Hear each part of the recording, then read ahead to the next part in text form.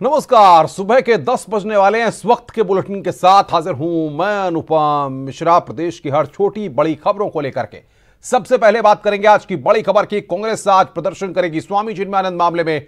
UP Congress थोड़ी देर में शाहजहांपुर से लखनऊ तक के लिए पदयात्रा शुरू करेगी। कांग्रेस की यात्रा पीड़ित छात्रा को इंसाफ दिलाने के लिए की जा रही है। हालांकि कांग्रेस को प्रशासन की तरफ से यात्रा निकालने की अनुमति अब तक नहीं मिली है और जबरन यात्रा निकालने पर पुलिस कांग्रेसियों को गिरफ्तार कर सकती है। साथ ही जिला प्रशासन ने कांग्रेस नेता जितिन प्रसाद को नजरबंद कर लिया है और उनके घर के बाहर भारी पुलिस बल तैनात किया गया है। जिला प्रशासन ने कांग्रेस कार्यालय में कार्यक्रम के टेंट को खड़वा दिया गया है। यह जानकारी हम आपको दे रहे हैं। कांग्रेस की आज पदयात्रा है जिसकी अनुमति अब तक नहीं मिली है। जितिन प्रसाद को नजरबंद किया गया है। शाहजहांपुर से लखनऊ तक यह पदयात्रा निकलनी है, लेकिन अब तक प्रशासनिक अमले के द्वारा इसकी अनुमति नहीं दी गई है। तो एक्सक्लूसिव तस्वीरें इस वक्त हम आपकी स्क्रीन पर आपको दिखा रहे हैं। चिन्मयानंद के मामले में कांग्रेस की यहां पर पदयात्रा है। जिस तरीके से पीड़ित छात्रा को लेकर के यहां पर कांग्रेस ने इसको मुद्दा बनाया है और इस पूरे मुद्दे को लेकर के कांग्रेस पार्टी, आपको बताएं कि पदयात्रा निकालने जा रही है। चिन्मयानंद मामले में कांग्रेस पार्टी पदयात्रा निकालने जा रही है। शाहजहांपुर से लखनऊ तक यह पदयात्रा निकालने की बात कही जा रही है। कि हमारी यात्रा यहां से लेकर लखनऊ तक जाएगी और उस पीड़िता की आवाज बुलंद करेगी जिसे न्याय की गुहार कर रही है। तो ये कौन सा हमने कानून का उल्लंघन किया जो आज रोका जा रहा है? यह बर्दाश्त से बाहर है। बिल्कुल शासन दबाने की कोशिश कर रहा है जो कांग्रेस जनों को और कांग्रेस कार्यकर्ताओं को और कांग्रेस नेतृत्व को मंजूर नहीं है।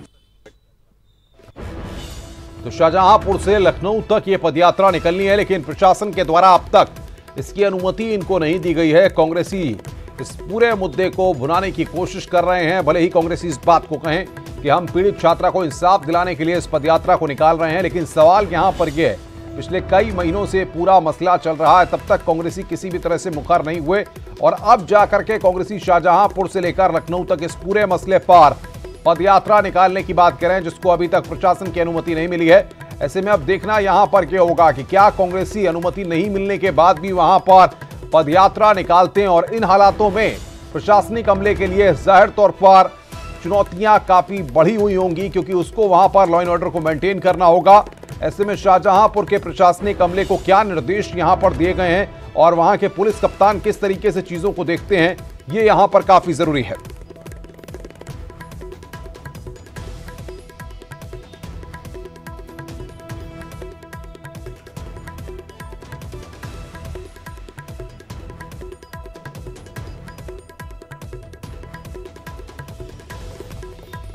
तो हम लगातार आपको एक्सक्लूसिव तस्वीरें दिखा रहे हैं जितिन प्रसाद की। शाहजहांपुर से लखनऊ तक ये पदयात्रा, चिन्मयानंद के मामले में कांग्रेस की ये पदयात्रा है। जितिन प्रसाद को प्रशासन ने फिलहाल नजरबंद किया है। वहां पर जो टेंट लगा था उसको भी हटवा दिया गया है। अब यहां पर पीड़ित छात्रा के पक्ष में शाहजहांपुर से लखनऊ तक कांग्रेस पदयात्रा करके इस पूरे मुद्दे को भुनाने की कोशिश कर रही है। चिन्मयानंद के सहारे बीजेपी को घेरने की यहां पर कांग्रेस पार्टी कोशिश कर रही है। शाहजहांपुर से लखनऊ तक पदयात्रा निकाल करके वहां पर जो टेंट लगवाया गया था उसको प्रशासन ने हटा दिया है। हमने पहले ही कह दिया कि हमारी यात्रा यहां से लेकर लखनऊ तक जाएगी और उस पीड़िता की आवाज बुलंद करेगी जिसे न्याय की गुहार कर रही है। तो ये कौन सा हमने कानून का उल्लंघन किया जो आज रोका जा रहा है? यह बर्दाश्त से बाहर है।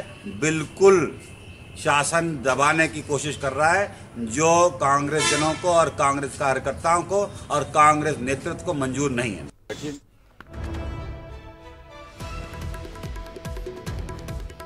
और बातचीत करने के लिए शाहजहांपुर से हमारे संवाददाता दीप श्रीवास्तव हमारे साथ फोन लाइन पर हैं।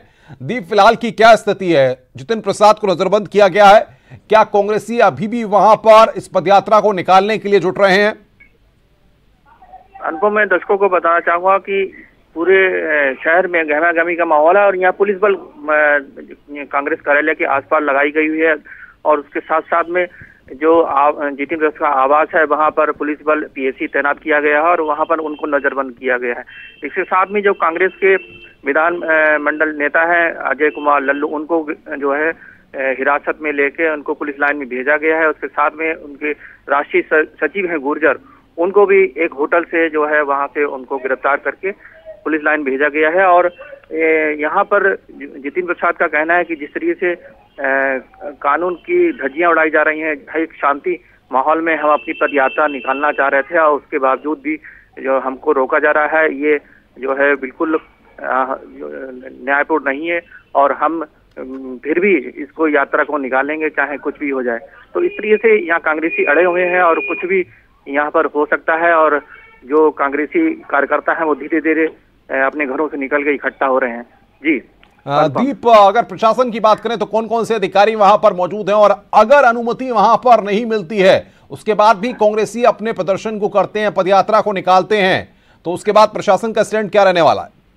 देखिए, जिस तरीके से कल ही रात में स्टैंड कर ले लिया गया था कि हमको अनुमति नहीं दी गई थी, सिटी मजिस्ट्रेट से हमारी बात हुई तो उनका कहना था कि यहाँ पर त्योहार का समय है और धारा 144 लागू है, जिसके चलते उनको अनुमति नहीं दी गई है और पद यात्रा को पोस्टपोन किया जाए।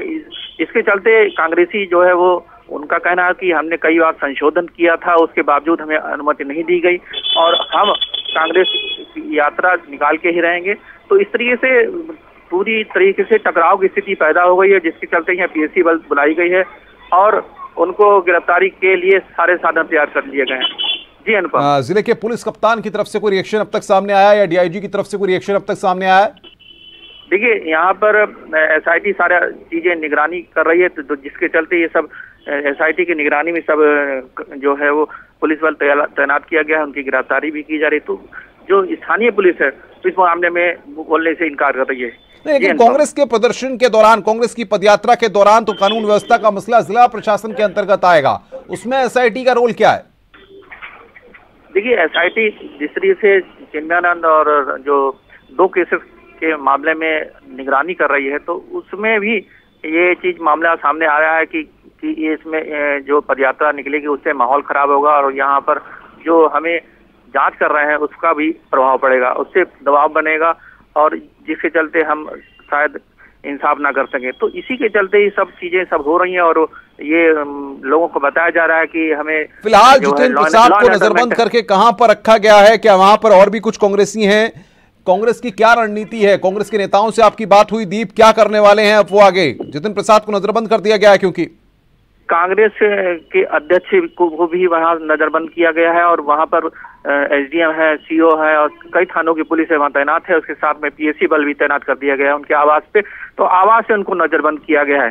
जी अनुपम, फिलहाल कहां पर, जैसा कि आप बता रहे हैं कि स्थिति वहां पर पुलिस फोर्स की तैनाती की गई है, ऐसे में क्या प्लान कांग्रेसियों का है? कितने बजे पदयात्रा निकालने की बात कह रहे हैं?